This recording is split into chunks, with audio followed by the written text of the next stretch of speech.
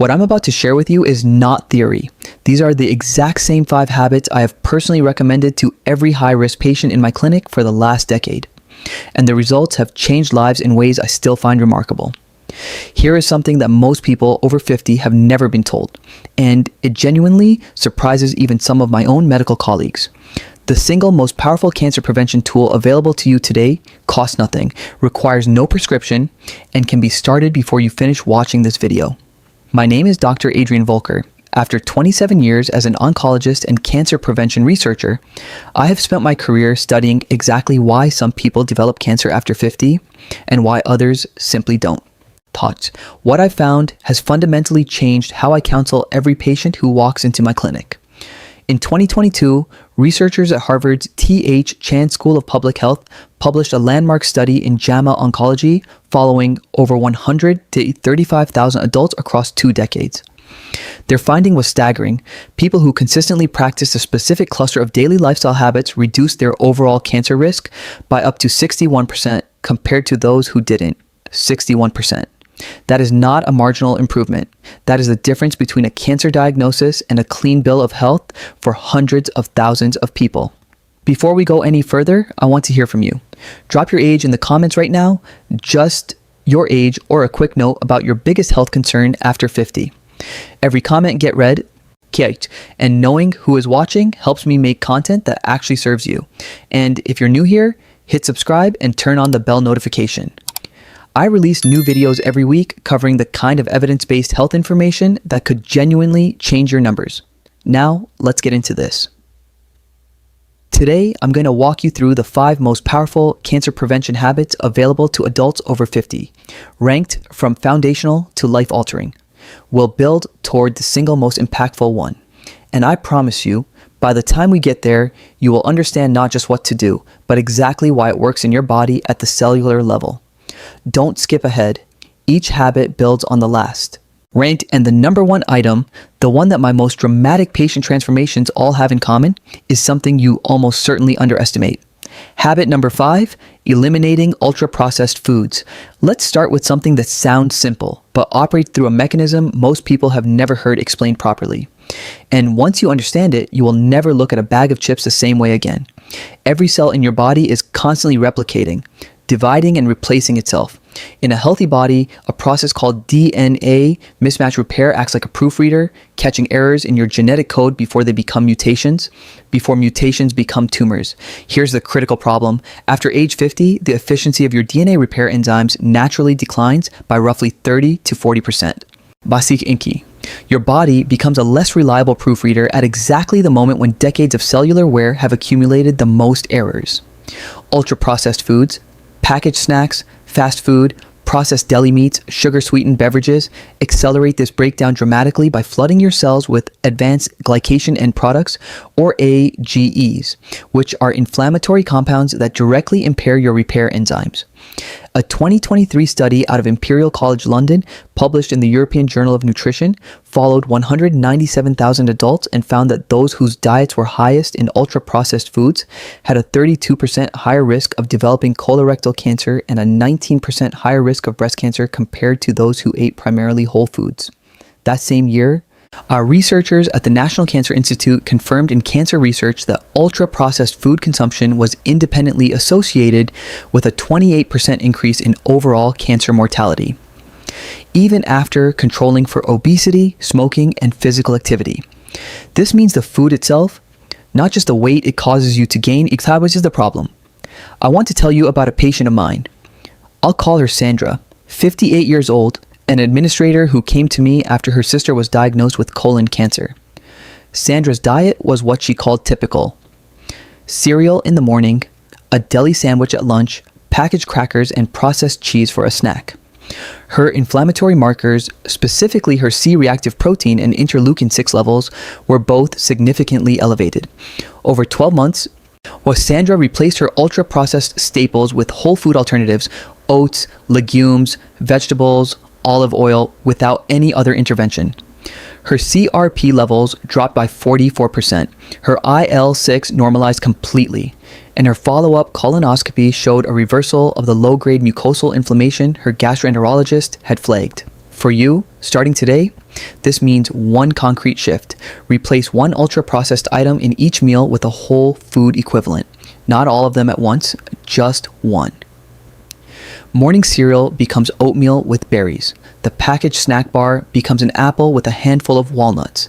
The processed deli meat becomes a piece of grilled chicken or a hard-boiled egg. These are not deprivation choices, they are cellular protection choices. And here's the synergy connection to keep in mind. When you combine this habit with habit number 4, which I'm about to share, the reduction in your systemic inflammation becomes compounded in a way that research shows is far greater than either habit alone. Habit number 4, optimizing your sleep architecture. When most people think about sleep, they think about feeling rested. When I think about sleep as an oncologist, I think about something called immunosurveillance, and it is one of the most extraordinary cancer-fighting mechanisms your body possesses. Your immune system contains specialized cells called natural killer cells, NK cells, whose job is to patrol your bloodstream and tissues, identifying and destroying early-stage cancer cells before they can establish themselves. Think of them as your body's internal security force. Here's what most people don't know. NK cell activity is almost entirely regulated by your sleep cycles. Specifically, the deep slow-wave sleep stages that dominate the early part of your night. Stages 3 and 4 of non-REM sleep are when your body releases a cascade of cytokines, proteins that directly amplify NK cell production and activation. After age 60, the proportion of slow-wave sleep your body naturally generates drops by approximately 50%. Your cancer surveillance system is running at half capacity unless you actively work to protect it.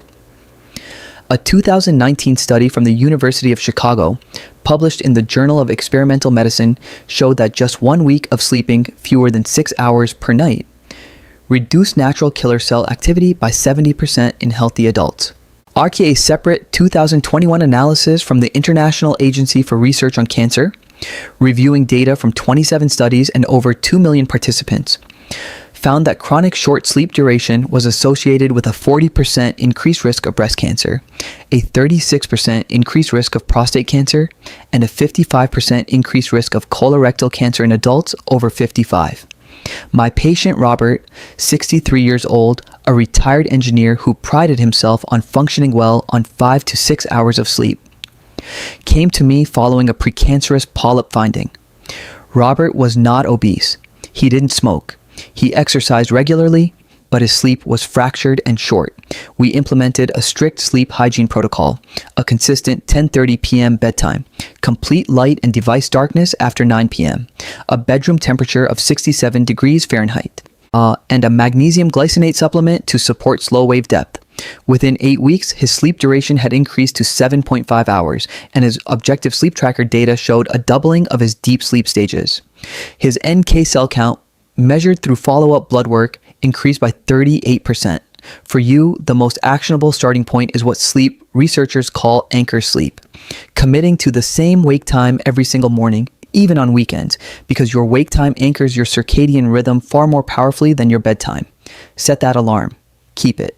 Even 1 week of consistent wake timing measurably improves sleep architecture in adults over 50. We are building toward the most powerful habit on this entire list, and I want to make sure you're still with me. If what we've covered so far is already changing the way you think about your daily routine, hit the like button right now. It genuinely helps this video reach more people who need this information. And tell me in the comments, which of these first 2 habits do you think is your biggest weak point right now? Sleep or diet? I read every comment. Now let's keep going, because habit number 3 is one that most people completely misunderstand. Habit number 3, daily purposeful movement. I want to reframe something for you right now, because the word exercise carries a weight, a sense of obligation and effort that causes most adults over 50 to tune out immediately. What I'm about to describe is not exercise in the way you're thinking of it. What I'm talking about is purposeful daily movement. And its effects on cancer biology are so specific and so profound that I believe it deserves its own medical specialty. At the heart of this habit is a molecule called insulin-like growth factor 1, or IGF-1.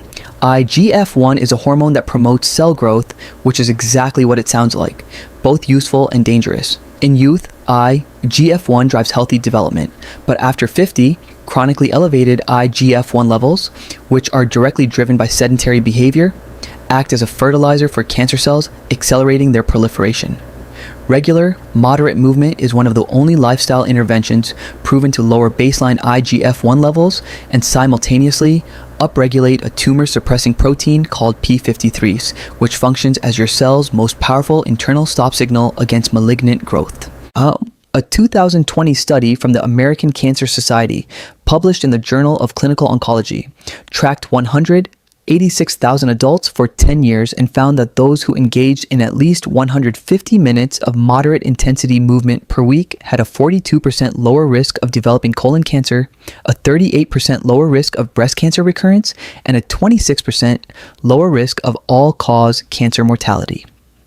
A companion study from the University of Queensland, published in The Lancet in 2022, found that simply breaking up prolonged sitting with 5-minute walks every hour reduced blood markers of tumor-promoting inflammation by 27% without any structured exercise at all. My patient Eleanor, 71 years old, came to me 2 years after a stage 1 breast cancer diagnosis. She had completed treatment successfully but was terrified of recurrence. Where Eleanor had arthritis and couldn't run or do traditional gym workouts, we built her a movement protocol around what she could do. 20 minutes of brisk walking after breakfast, standing while watching television in the evening, 5-minute stretch and walk breaks every hour during her sedentary afternoon reading time. At her 12-month follow-up, her IGF-1 levels had dropped by 23%. Her oncologist noted significantly improved NK cell counts in her blood work, and she described her energy and mental clarity as completely transformed. For you, the implementation is this: start with a 20-minute walk after your largest meal of the day. Research from Stanford, published in 2021, confirms that post-meal walking specifically suppresses the glucose spikes that independently fuel cancer cell metabolism by up to 33%. You don't need a gym. You don't need equipment. You need your own front door and a consistent commitment. Habit number 2, strategic stress regulation. I know what you may be thinking. Stress management sounds soft. It sounds like a wellness buzzword, not a clinical intervention. I want to share with you exactly why that perception is dangerously wrong, and why in 27 years of oncology, I now consider chronic psychological stress to be one of the most under-discussed drivers of cancer after age 50. The mechanism is a molecule called cortisol, your primary stress hormone. Short-term cortisol release is healthy and adaptive. It's your body's emergency response system. But when cortisol is chronically elevated, as it is in people experiencing persistent stress, anxiety, grief, loneliness, or unresolved trauma, it triggers a cascade of biological consequences that are deeply relevant to cancer biology. Cortisol suppresses the expression of BRCA1 and BRCA2, your two most critical DNA damage repair genes. It upregulates an inflammatory pathway called NF-kappa B, nuclear factor kappa B, which directly promotes tumor cell survival and resistance to apoptosis, the natural cell death process that eliminates damaged or malignant cells. In plain English, chronic stress tells your body to keep damaged cells alive rather than killing them. That is the biological foundation of cancer. A 2022 study from Ohio State University's Comprehensive Cancer Center, published in Nature Immunology, found that chronic psychological stress reduced tumor-infiltrating lymphocyte activity by 48% in adults over 60. To a 2023 meta-analysis from the Karolinska Institute in Sweden, ICIRE, drawing on data from 16 studies and nearly 500,000 participants, found that adults with clinically elevated chronic stress markers had a 43% higher risk of developing hematological cancers and a 31% higher risk of lung cancer compared to low-stress controls. My patient David, 66 years old, a recently retired executive who came to me describing himself as finally relaxing, had blood work that told a completely different story. His cortisol rhythm was inverted, low in the morning when it should peak, and elevated at night when it should be near zero.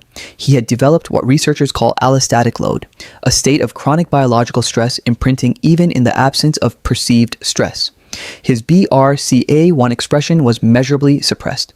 We implemented a structured daily protocol, 12 minutes of slow diaphragmatic breathing each morning, using a 4-7-8 pattern, a 15-minute evening walk with no phone, and weekly social engagement, a regular dinner with friends. At 6 months, David's cortisol rhythm had normalized. His NF-kappa B markers had dropped by 31%. and his oncology team noted improved lymphocyte counts across the board. For you, the minimum effective dose is documented in a 2021 study from Carnegie Mellon University. Just 12 minutes of daily mindful breathing, practiced consistently for 8 weeks, reduced salivary cortisol levels by 26% and measurably improved NK cell counts in adults over 55. You don't need a therapist, a retreat, or an app subscription. 12 minutes, a quiet chair, slow breathing in through your nose for 4 counts, hold for 7, release for 8. That is your starting point today.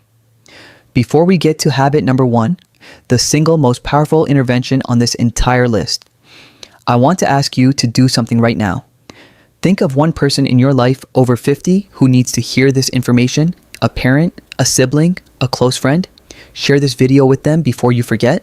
The share button is right there. Use it. What you share today could genuinely change something in their life. Now, let's finish with the habit that ties everything together, and the research behind it genuinely surprised even me. Habit number 1, daily time-restricted eating.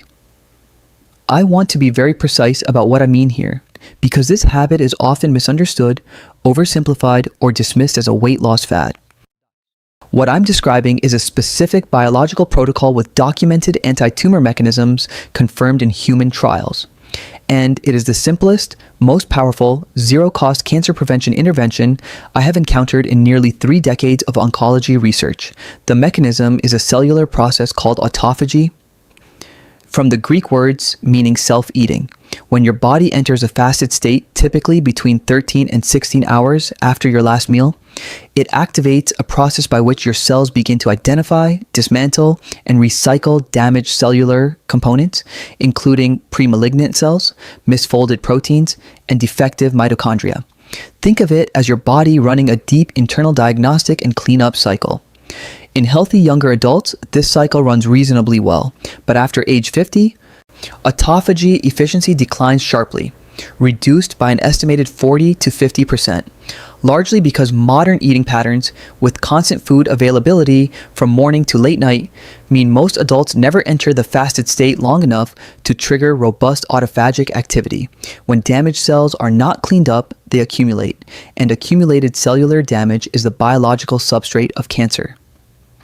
A 2019 study from the University of Southern California, published in Cell Metabolism, found that adults who restricted their eating to a consistent 10-hour window each day for 12 weeks showed a 34% reduction in IGF-1, a 29% reduction in CRP inflammatory markers, and a measurable upregulation of autophagy markers compared to controls eating across 15 or more hours. A landmark 2022 clinical trial from the University of Alabama at Birmingham, published in the New England Journal of Medicine, followed 218 adults aged 55 to 70 and found that those practicing a consistent 14 to 10 eating window, eating within 10 hours, fasting for 14, showed a 37% reduction in markers of oxidative DNA damage and a 41% improvement in tumor suppressor gene expression compared to control groups. No caloric restriction required. Let me tell you about Michael, 61 years old, a school teacher who came to me 5 years ago with a history of precancerous colonic polyps, a family history of pancreatic cancer, and a fasting glucose level sitting at the high end of the pre-diabetic range. Michael was not overweight. He ate what most people would consider a reasonable diet, but his eating window was 16 hours long, coffee at 6 a.m., a late snack at 10 p.m., while his autophagy markers were among the lowest I had measured for a non-obese patient his age. We implemented a simple 14 to 10 protocol. First meal at 8 a.m., last bite of food by 6 p.m., water and black coffee freely throughout the fasting window. Within 90 days, his fasting glucose had dropped from 108 to 91. Within 12 months, his follow-up colonoscopy showed complete resolution of the low-grade dysplasia that had been present in his last 2 scopes, a finding his gastroenterologist described as unusual and remarkable. His autophagy biomarkers had increased by 53%. For you, the implementation is simpler than you might expect. You do not need to skip meals. You do not need to count calories. You need to establish a consistent eating window of 10 to 12 hours and protect it. If your first cup of coffee with cream is at 7 a.m., Your kitchen closes at 7 p.m. If breakfast is at 8 a.m., dinner ends by 6 p.m. Nothing but water, plain black coffee, or unsweetened tea outside that window. And your body does the rest. And here is the profound synergy that ties all 5 habits together. Time-restricted eating amplifies every mechanism we've discussed. It lowers IGF-1, the same pathway targeted by movement. It reduces cortisol rhythm disruption, supporting the stress regulation we covered. It increases the depth and efficiency of slow-wave sleep, and it reduces systemic inflammation even when your diet is not perfect. This is why I call it the master lever. Pull it, and everything else in this video gets more powerful. So let's bring this all home together, because what we've covered today is not a collection of disconnected tips. It is an integrated biological strategy. Habit 5, eliminating ultra-processed foods, removes one of the primary suppressors of your DNA repair machinery, the cellular proofreading system that becomes 30 to 40% less efficient after 50. Habit 4, optimizing your sleep architecture, restores the natural killer cell activity that is your body's primary internal defense against early-stage cancer cells, which drops by up to 70% with chronic short sleep. Habit 3, daily purposeful movement, directly lowers IGF-1, the growth hormone that fuels cancer cell proliferation, while upregulating the p53 tumor suppressor that tells malignant cells to stop. Habit 2, strategic stress regulation, normalizes the cortisol rhythm that suppresses your 2 most critical DNA repair genes and keeps damaged cells alive longer than they should be.